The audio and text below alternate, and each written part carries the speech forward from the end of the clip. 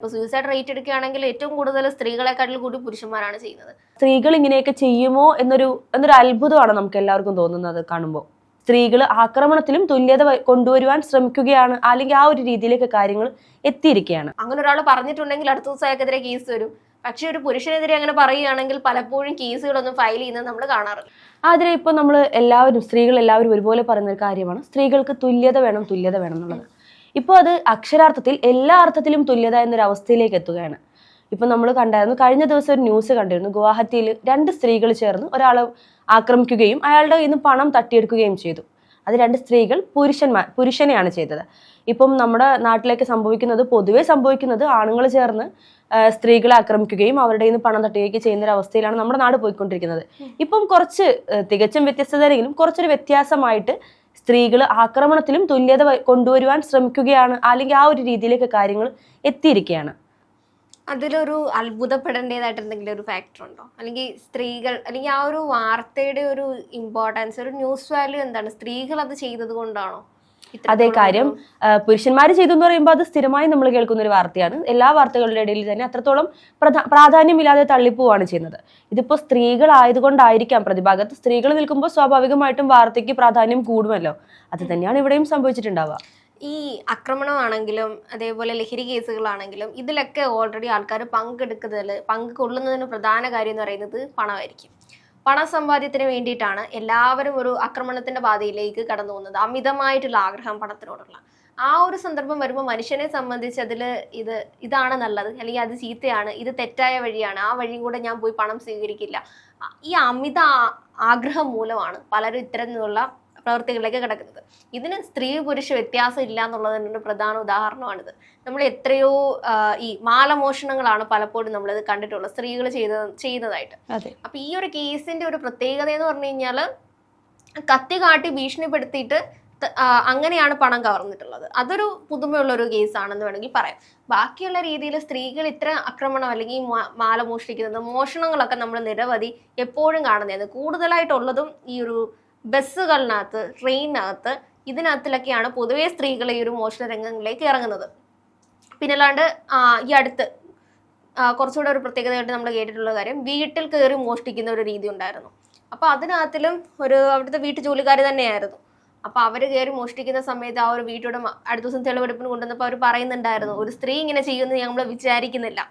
അപ്പൊ അത് നമ്മുടെ ഒരു തെറ്റായ ധാരണയാണ്, സ്ത്രീകൾ ഇങ്ങനെയൊന്നും ചെയ്യില്ല എന്നുള്ള രീതിയൊക്കെ. അതെ, സ്ത്രീകള് മാറ്റി നിർത്തുന്ന ഒരുപാട് മേഖലകളിൽ ഒന്നാണ് ഈ പറഞ്ഞ ആക്രമണമാണെങ്കിലും മോഷണമാണെങ്കിലും അങ്ങനെയൊക്കെ. ഒരുപക്ഷെ പുരുഷനായിരുന്നെങ്കിൽ കണ്ണും പൂട്ടി ഓക്കെ അയാൾ തന്നെ ആയിരിക്കാം ചെയ്തിട്ടുണ്ടാവുക എന്ന് വിചാരിച്ച് നമ്മള് പ്രതിക്കൂട്ടിൽ ചിലപ്പോൾ ചെയ്തത് നടത്തുന്ന രീതി തന്നെ. അതെ, ഒരുപക്ഷെ അയാളായിരിക്കില്ല ചെയ്തിട്ടുണ്ടാവുക, എന്നാലും അയാളാണ് നമ്മൾ അടിച്ചമർത്തി അയാളുടെ തല്ലിൽ വെച്ചു കൊടുക്കുകയാണ്. ഇതിപ്പോ സ്ത്രീകളെന്ന് കേട്ടപ്പോൾ നമുക്ക് എല്ലാവർക്കും ഒരു പുതുമ അല്ലെങ്കിൽ ഒരു കൗതുകമാണ് തോന്നുന്നത്. അല്ലെങ്കിൽ ഇത്തരമുള്ള കേസുകൾ നിരവധി റിപ്പോർട്ട് ചെയ്യപ്പെടുന്നുണ്ട്. കാരണം പല സ്ഥലങ്ങളിലും ഒരു സന്ധ്യാസമയം കഴിഞ്ഞതിന് ശേഷം നമുക്ക് നടന്നു പോകാനുള്ള സാധിക്കില്ല.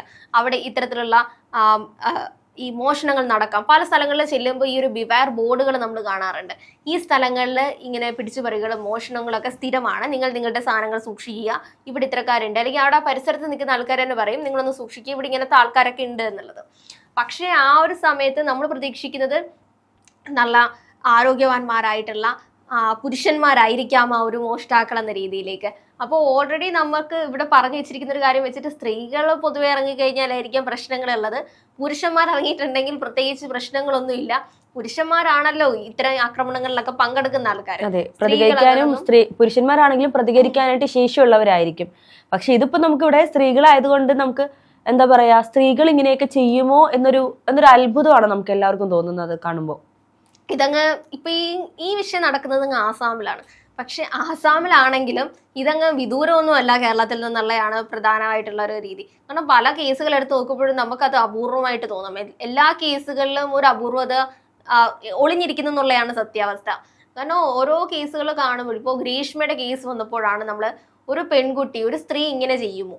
കാരണം സ്ത്രീയെ പലപ്പോഴും ഒരു സഹനത്തിന്റെയും സ്നേഹത്തിന്റെയും ഒക്കെ ഒരു മൂടുപടത്തിലാണ് ഇങ്ങനെ എല്ലാവരും കാണുന്നത്. അപ്പൊ സ്ത്രീകൾ എന്ന് പറയുന്നത് അങ്ങനെയൊന്നും ചെയ്യില്ല. ജോളിയുടെ കേസ് വന്നപ്പോൾ അപ്പോൾ ഇത്തരം കേസുകളൊക്കെ വരുമ്പോൾ ഇത്രത്തോളം ആൾക്കാർ ശ്രദ്ധിക്കപ്പെടാനുള്ള കാര്യം ഇതാണ്. സ്ത്രീകൾ ചെയ്യില്ലായിരിക്കാം, അല്ലെങ്കിൽ പല ന്യൂസിന്റെയും യുവതി ഉൾപ്പെടെ എന്നുള്ള ഒരു വാർത്ത കൊടുക്കാനുള്ള കാര്യം തന്നെ ഇത് തന്നെയാണ്. നമ്മൾ ആരും പ്രതീക്ഷിക്കുന്നില്ല. എല്ലാ കേസുകളും ലഹരിയാണെങ്കിലും കൊലപാതകമാണെങ്കിലും കൂടുതലായിട്ട് നമ്മുടെ മൈൻഡിൽ വരുന്നത് അതൊരു പുരുഷനായിരിക്കാം ചെയ്തിട്ടുള്ളത്. പക്ഷെ ഇതും ഒരർത്ഥത്തിൽ പറയുകയാണെങ്കിൽ എന്താ പറയാ, സമത്വം അല്ലെങ്കിൽ അസമത്വം എന്നല്ലേ പറയാൻ പറ്റുള്ളൂ. ഇപ്പൊ സ്ത്രീകൾ ചെയ്യില്ല എന്ന്, അല്ലെങ്കിൽ സ്ത്രീകൾ ചെയ്യില്ല അല്ലെങ്കിൽ അവരായിരിക്കില്ല എന്നൊരു മിഥ്യാധാരണയാണ് ഇപ്പൊ എല്ലാവരുടെയും മനസ്സിലുള്ളത്. അതും ഒരു തരത്തിൽ പുരുഷന്മാരെ മാറ്റി നിർത്തി, അല്ലെങ്കിൽ സ്ത്രീകളും പുരുഷന്മാരും തമ്മിലുള്ള ഇക്വാലിറ്റിയിലല്ലാതെ പോകുന്ന ഒരു ഇനീക്വാലിറ്റി ആയിട്ടല്ലേ നമ്മൾ കാണുന്നത്. തീർച്ചയായിട്ടും. ഇനിയിപ്പോൾ പല കേസുകളിൽ എടുക്കുകയാണെങ്കിലും അവിടെ സ്ത്രീകൾക്കൊരു നിയമത്തിൻ്റെതായിട്ടുള്ള പ്രത്യേക പരിഗണനകൾ സ്ത്രീകൾക്ക് കൊടുക്കുന്നുണ്ട്. അതിന് അതിൻ്റെതായ ആവശ്യകതകളുണ്ട്. പക്ഷെ പല കേസുകളും അത് മിസ്യൂസ് ചെയ്യപ്പെടുന്നു എന്നാണ് കോടതി ഉൾപ്പെടെ പറയുന്നത്.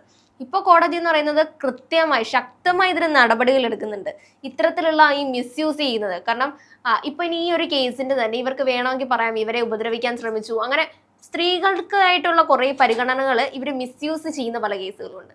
അപ്പൊ അതുകൊണ്ട് തന്നെ പല കേസുകൾ വന്നിട്ടുണ്ടെങ്കിലും ഇവർക്ക് നിയമത്തിൻ്റെതായ ഏറ്റവും പരമോന്നത ശിക്ഷയിലേക്ക് പോകുന്നതിനുള്ള ഇളവ് കിട്ടാറുണ്ട്.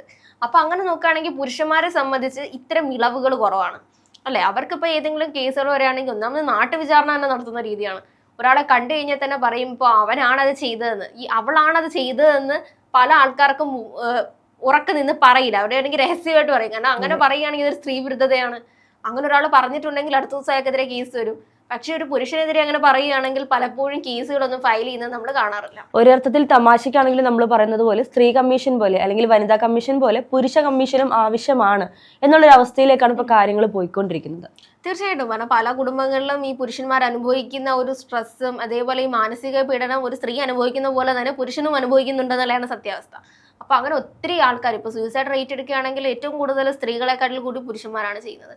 അങ്ങനെ നോക്കുകയാണെങ്കിൽ ഒരു പുരുഷ കമ്മീഷൻ വരികയാണെങ്കിൽ ആ ഒരു ബാലറ്റ് നിറയെ പരാതികളായിരിക്കും ചിലപ്പോൾ വരാൻ പോകുന്നത്. സ്ത്രീകൾ വനിതാ കമ്മീഷനിൽ കൊടുക്കുന്ന അല്ലെങ്കിൽ സ്വമേധയാ വനിതാ കമ്മീഷൻ കേസ് എടുക്കുന്ന പോലെ തന്നെ ഒരു കാലത്ത് ചിലപ്പോൾ പുരുഷ കമ്മീഷൻ ഇതേപോലെ സ്ത്രീകൾക്കെതിരെ കേസ് എടുക്കുകയായിരിക്കും. പിന്നെ മറ്റൊരു ഭാഗം കൂടി എന്ന് വെച്ച് കഴിഞ്ഞാൽ സ്ത്രീ ആക്രമിച്ചു, ഇപ്പൊ ഈ ഒരു കേസിൽ സ്ത്രീ ആക്രമിച്ചു അല്ലെങ്കിൽ സ്ത്രീ കാരണം പുരുഷന് മാനസികമായോ ശാരീരികമായോ എന്തെങ്കിലും പീഡനം വന്നാൽ അത് പുറത്ത് പറയാൻ പുരുഷന്മാർ കാണിക്കുന്ന ഒരു മടിയും ഇതിനൊരു ഫാക്ടറാണ്. കാര്യം എന്താണെന്ന് വെച്ചാൽ ഒരു സ്ത്രീ അയ്യോ ഒരു പെണ്ണാണ് അങ്ങനെ ചെയ്തത്, അതെ ഒരിക്കലും പുരുഷന്മാർ അവൾ അങ്ങനെ തന്നെ ചെയ്തു എന്ന് പറയാനായിട്ട്, അല്ലെങ്കിൽ ഞാൻ ചെയ്തു എന്ന് പറയുമ്പോൾ ഭയങ്കര വലിയ സംഭവമായിട്ട് കാണിക്കുന്ന പല കാര്യങ്ങളും അവൾ ചെയ്തു അല്ലെങ്കിൽ ആ സ്ത്രീ എന്നോട് അങ്ങനെ കാണിച്ചു എന്ന് പറയുമ്പോൾ ആരും അങ്ങനെ പുറത്ത് പറയാൻ ശ്രമിക്കാറില്ല എന്നാണ് എനിക്ക് തോന്നുന്നത്. അതെ.